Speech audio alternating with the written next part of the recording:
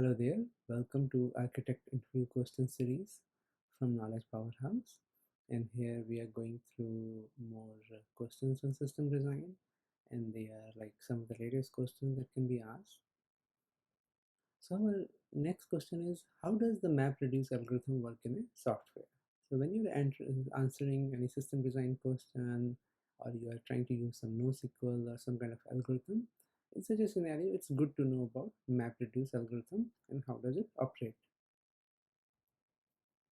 So MapReduce algorithm is like quite popular algorithm nowadays, and in this, it's more like a framework where we can work on massive data sets, which is like big data, and we can do parallel operations, and these operations can be run on commodity hardware, so that like it's not so expensive to run this. And most of these big sites like Google, Facebook, Amazon, Twitter all heavily use this kind of a MapReduce mechanism, one form of or another. So generally big data use cases are pretty much using MapReduce. And in this algorithm, there are two main operations. One is map and other is reduce. So if we remember in data analysis, there was a thing called split, apply, combine. So that was a strategy people used to follow for data analysis. Like if there is a data, first we split it based on certain criteria, and then we apply some kind of a change to each of these groups, and finally we combine the new group based on some kind of aggregation.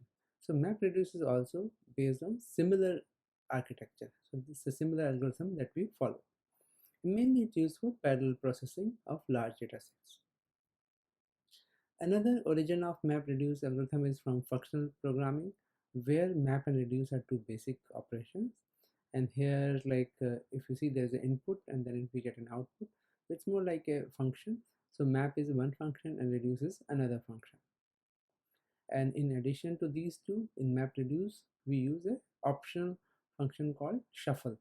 So we'll explain in our next diagram.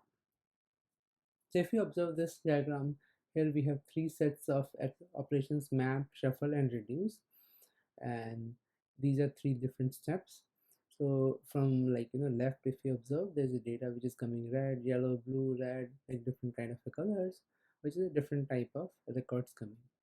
Now the function of map is to that each worker node at map level will work on this local data and apply the map function.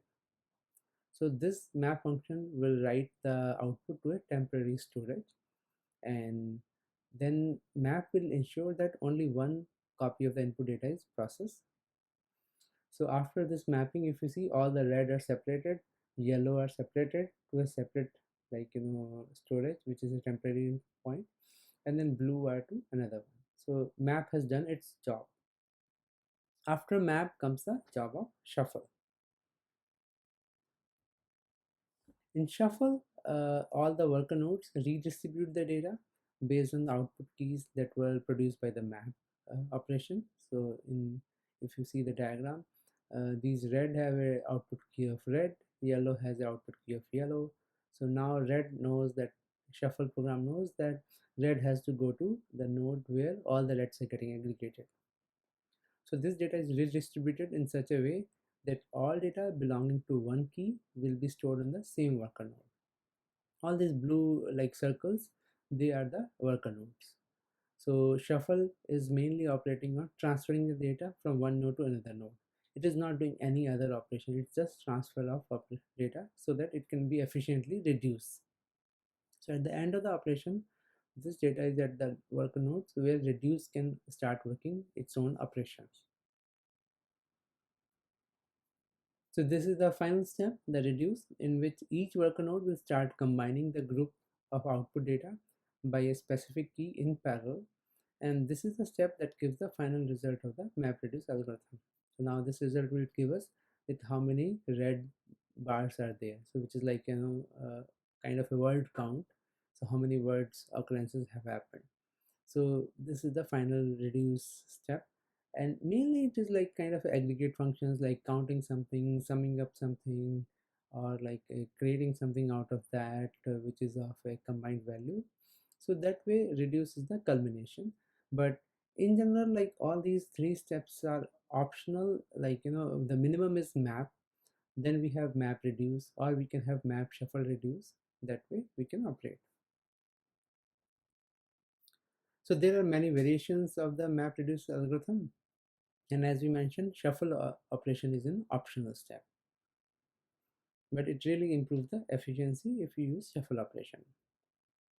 Then map reduce, just for like some knowledge perspective, there are many components like input reader, which is responsible for reading the data, then map function, which can map like from one key to another key, and then we have partition function, which is mainly used for shuffling and partitioning. Then we have compare function, reduce function, and then output writer. So the output writer is the one which writes to the results to some output device where we want to read the results. So these are the important components in MapReduce. And one of the most popular implementation of MapReduce is Apache Hadoop. It's an open source framework. So Apache Hadoop is the basis of most of like different frameworks. So it's good to have some understanding of this. We'll be posting another video around Apache Hadoop also. But still, like, you can have a lot of open source sources from where you can read about it.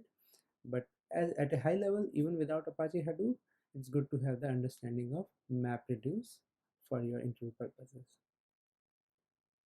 All right, thanks for listening. And if you have any questions, do post in our comments.